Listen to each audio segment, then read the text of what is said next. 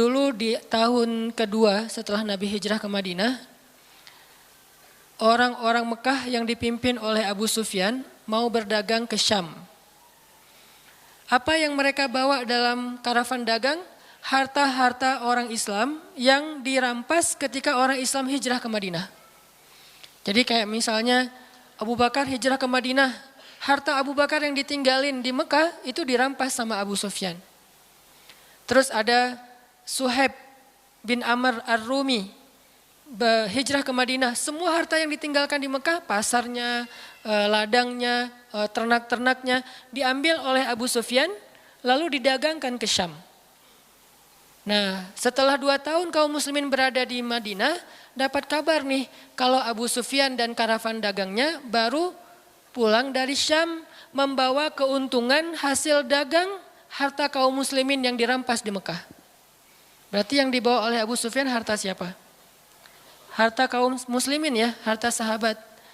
Sehingga Nabi mengatakan, mari kita cegat Abu Sufyan yang ngelewatin jalur dekat kota Madinah. Karena memang itu jalur lintas antar negara. Mari kita cegat Abu Sufyan dan kita ambil kembali hak kita. Itu tawaran Nabi kepada orang-orang Muhajirin. Makanya bisa dibilang perang Badar ini perang khusus buat orang Muhajirin. Orang Ansor gak boleh ikut. Karena awalnya juga pengen ngambil harta orang Muhajirin. Itu skenario awal. Mencegat karavan dagang untuk mengambil kembali hak mereka. Yang namanya karavan dagang kan gak banyak pengawal. Beda dengan pasukan perang. Paling-paling pengawalnya 10-20 dibandingkan sahabat yang 300 orang, ini kecil.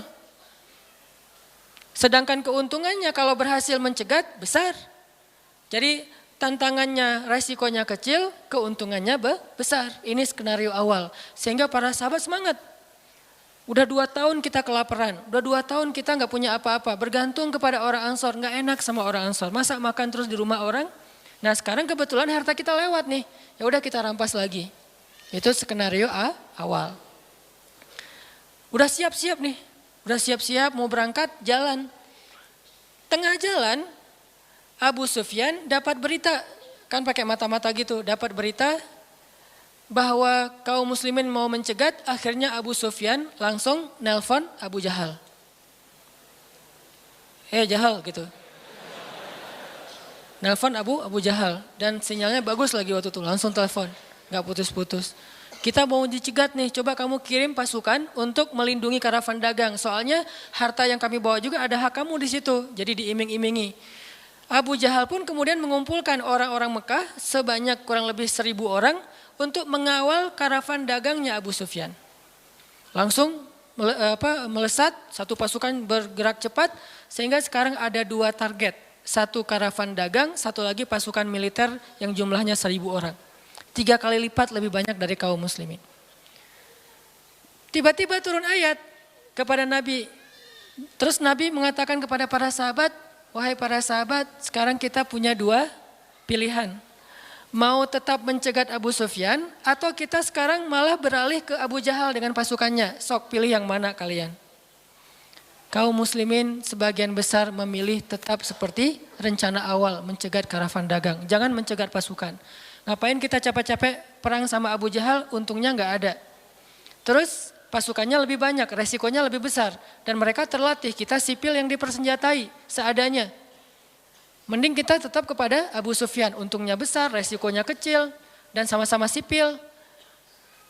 Tapi ternyata ketika disuruh pilih kayak gitu, kaum muslimin udah memilih pilihan mereka, Allah memilih pilihan Allah. Kata Allah, enggak, aku memilih kalian menghadapi Abu Jahal. Berat gak sih kayak gitu?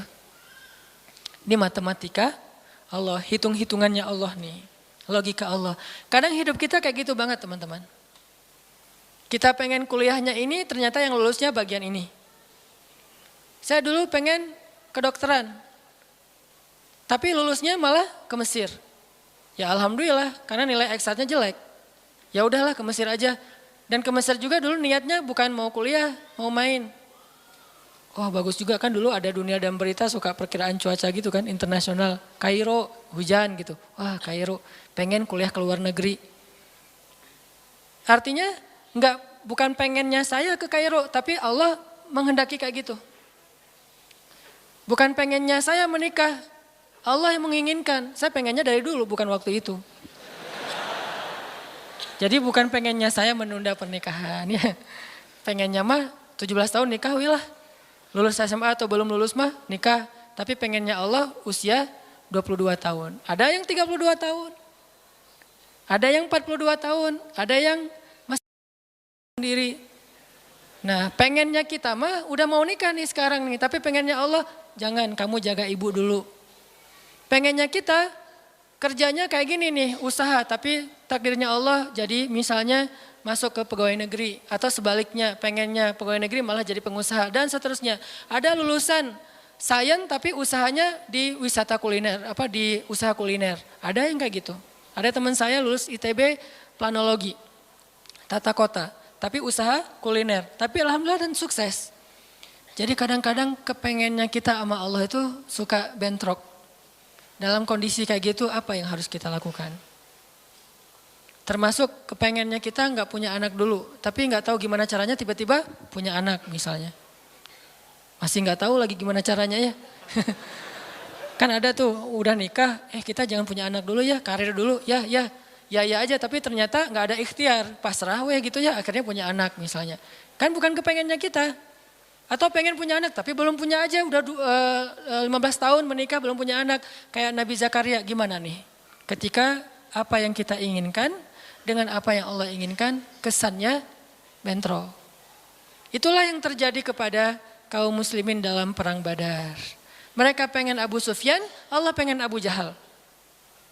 Sehingga Allah katakan di ayat 5-nya, wa inna fariqam minal mu'minin lakarihun. Walaupun sebagian orang-orang yang beriman itu karihun, nggak suka. Sehingga pada diam-diam mereka sebetulnya ngeluh gitu. Kenapa ya jadi berubah gini, tahu gini dari awal, gitu kan ya. Mulai desas-desus di antara kaum muslimin. Karihun, tidak suka dengan pilihan ini. Nggak suka dengan tawaran ini. Inilah yang terjadi. Dan kita kadang-kadang juga karihun dengan kehendak Allah. Karihun, kenapa sih harus kayak gini? Kenapa sih saya hidupnya gini-gini amat? Kenapa saya yang diperlakukan kayak gini? Kenapa? Dulu ada satu tips, katakan saja la'allahu khair. Ya mudah-mudahan ada kebaikan di sini. Yang penting saya udah ikhtiar, jadinya kayak gini, ya udah jalanin aja. Saya udah ikhtiar, jadinya sama dia, ya udah jalanin aja. Mudah-mudahan la'allahu khair. Nah ini kita coba nanti lanjutkan lagi kisah perang Badar. Terus kita coba lihat hubungannya dengan hidup kita tuh kayak gimana. Mudah-mudahan kita bisa tahu apa yang harus kita lakukan kalau keinginan kita dan keinginan Allah kadang-kadang seperti bentrok. Dalam contoh sehari-hari aja. Misalnya mau main, ternyata lapangannya becek misalnya. Kalau buat anak-anak BMX atau skate mau ngetrik ternyata lagi cedera. Atau mau jalan sama seseorang, hujan misalnya. Apain lagi? Mau beli handphone baru, ternyata usaha kita yang tadi kita udah pikirin ada untungnya malah rugi. Mau jalan-jalan keluar kota, pasangannya sakit. Dan banyak, kadang-kadang penyebabnya sepele banget. Tapi bikin kita kecewa. Nah gimana caranya kalau kondisinya kayak gitu? Sama kayak para sahabat dulu dalam perjalanan umroh. Pengen umroh, ternyata udah sampai di perbatasan kota Mekah, gak boleh masuk, disuruh pulang lagi ke Madinah. Itu kan diceritain dalam surat Al-Fatihah. Tentang perjalanan umroh yang berakhir dengan malah perjanjian Hudaybiyah. Niatnya pengen umroh tapi endingnya perjanjian. Yang isi perjanjiannya, poin-poinnya kayaknya ngerugiin umat Islam banget. Tapi kan Allah punya rencana dan rencana Allah pasti yang terbaik daripada rencana kita.